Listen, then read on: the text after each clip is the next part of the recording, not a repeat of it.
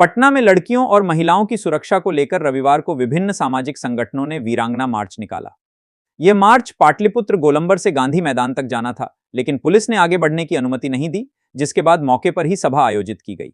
सभा में socialist party India के प्रदेश अध्यक्ष धनंजय कुमार सिन्हा ने कहा कि राज्य सरकार महिलाओं की सुरक्षा में विफल है और हाल के महीनों में बढ़ रही रेप व हत्या की घटनाएं चिंता का विषय हैं। कार्यक्रम में बड़ी संख्या में महिलाओं और छात्राओं ने भाग लिया। आयोजकों ने कहा कि महिलाओं की सुरक्षा को लेकर आंदोलन आगे भी जारी रहेगा। महिलाएं क्या लगता है कि सुरक्षित है? देखिए, सरकार पूरी तरह से विफल है लड़कियों की, महिलाओं की सुरक्षा में। और आप भी देख रहे हैं कि पिछले 6 महीने से भी ज्यादा समय से एक के बाद एक घटनाएं, एक मामला कोई सुलझता नहीं है, दूसरा मामला, तीसरा मामला, चौथा मामला आ जाता है। रेप और हत्या का मामला लड़कियों के साथ, यह एक समाज के लिए गंभीर मामला है। इस पर सोचने की जरूरत है। सरकार कुछ भी कर पाने में विफल है। आप देख रहे हैं शंभू गर्ल्स हॉस्टल वाला जो मामला नीट छात्रा का आया, उसमें पुलिस से लेकर एसआईटी, फिर सीआईडी और अब सीबीआई भी विफल सी दिख रही है। जो लड़की के अभिभावक है उनको कहीं से न्याय की उम्मीद नहीं दिख रही है। इस परिस्थिति में सरकार से क्या अपेक्षा की जा सकती है? या आज का वीरांगना मार्च हम लोगों का पहला कदम है, अंतिम कदम नहीं है। हम लोग इसके निदान को खोजने के लिए तत्पर हैं कि अब सरकार के भरोसे नहीं, जनता के भरोसे इसका क्या निदान निकाला जा सके। ऐसे में हम लोग आम जनता से राय मशविरा करके उनका ओपिनियन लेकर अब खुद से निदान निकालने के उपायों पर विचार कर रहे हैं, जिसमें से एक विचार मैंने व्यक्तिगत तौर पर कई बैठकों में रखा है कि लड़कियों को 15 वर्ष की आयु के बाद चाकू रखने का अधिकार उसी तरह मिलना चाहिए जिस तरह से पंजाबी सिख लोग कृपान रखते हैं। जिस तरह चूड़ियां पहनती है लड़कियां, उसी तरह चाकू हर समय टांगे रखेंगी, ताकि उसके भय से, ऐसे अपराध के मनोवृत्ति वाले लोगों के मन में यह भय होना चाहिए कि लड़की के पास चाकू है, ताकि उस भय से भी काफी अपराध कम हो और आवश्यकता पड़ने पर लड़कियां चाकू से हमला भी कर सकती हैं, सामने वाले ऐसे अपराधी को घायल भी कर सकती हैं। इस तरह की स्थिति जब बनेगी, सरकार जब यह संवैधानिक अधिकार लड़कियों को चाकू रखने का देगी, तब लड़की अगर हमला भी कर देगी तो उस पर कोई कानूनी कार्रवाई नहीं होगी, अगर यह होता है कि आत्मरक्षा में किया। जी सर, जी बोलिए। और कई महिला संगठन एकत्रित होकर ये समाज को क्या संदेश देना चाह रही है? आज मार्च को निकलेगी। समाज को हम लोग संदेश देना चाह रहे हैं कि लड़कियों के प्रति बढ़ते अपराध को रोकने के लिए सभी लोग एकजुट हो, पहली बात। दूसरा संदेश यह है कि इसका समाधान खोजने के लिए सब लोग विचार चिंतन करना शुरू कर दें और समाधान खोजने के बाद समाधान को देश का नियम बनाया जाए। इसके लिए हम लोग पार्लियामेंट के हर एक सदस्य को सजेशन देंगे कि ऐसा नियम बना दो ताकि वह कड़ाई लग सके, वह रुक सके, क्योंकि आजादी के बाद बहुत नियम बने महिला सुरक्षा को लेकर, लेकिन कोई भी नियम 10-15% से ज्यादा कारगर होता हुआ नहीं दिख रहा है। घटनाएं नहीं रुक रही है। एक तरफ सरकार कहती है कि बेटी बचाओ बेटी पढ़ाओ, फिर आप लोग क्यों सर को पूछ रहे हैं सर? अरे भैया, से सरकार जो कहती है और जो करती है यह उल्टा है। और सरकार में शामिल लोग, सरकार के नुमाइंदे, सरकार के मंत्री, सरकार के विधायक ऐसे सेक्स रैकेट्स को चलाने में कहीं न कहीं पीछे से अप्रत्यक्ष रूप से संलिप्त है। और इस स्थिति में प्रशासन के लोग भी, अफसर अधिकारी लोग भी संलिप्त है। देखिए, समाज यह एक कुतर्क है जो समाज को दोष देता है, जो लड़कियों को दोष देता है। यह कुतर्क का मामला है।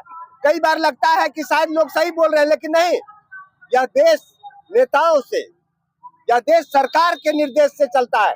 समाज के लोग, अभी हमारा समाज बहुत पिछड़ा है, वह निर्देश देने के योग्य नहीं है।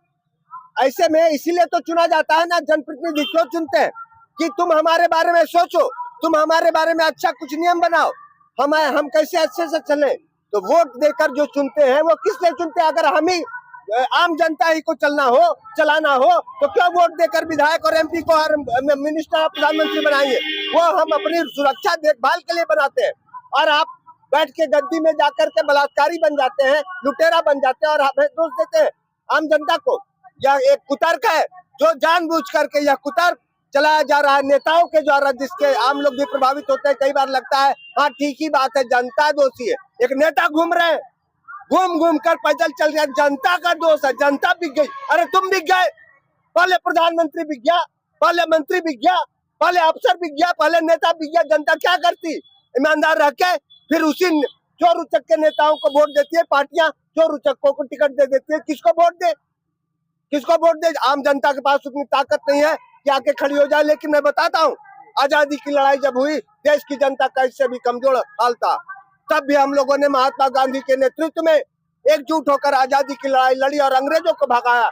अब जरूरत पड़ गई है फिर से एक बार ऐसा ही आंदोलन की, इस भ्रष्टाचार को, इस बलात्कारियों के शासन को मिटाने के लिए, इस कुतर्क करने वालों को, जो जनता को भरमाते हैं, सीधी सादी भोली भाली जनता को, कि तुम्हारा ही दोष है, तुम ही बिक गए, तुम ही सजग नहीं चलते हो। तब चुना तुमको किस लिए, बैठाया संसद में किस लिए, यहाँ विधानसभा में क्यों बैठाया? मुंह देखने के लिए, बलात्कार करने के लिए, चोरी करने के लिए तुमको बनाया, बैठाया कि तुम अच्छे तरह से चलाओ, तुम हमारे नेता हो। लेकिन नेता बिक गया।